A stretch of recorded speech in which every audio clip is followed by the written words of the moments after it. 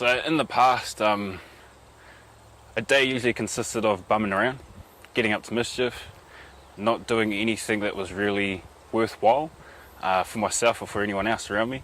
There was no productivity, there was no outcome. It just, being able to see yourself accomplish something is much better than doing nothing. So this morning I had the opportunity to work in the garden, get down and dirty with the grass. So we mowed the lawns, nurtured our trees, took care of them for our whānau, and yeah, got to hang out with my cousin, which is better than sitting at home doing nothing, and be out in the sunshine.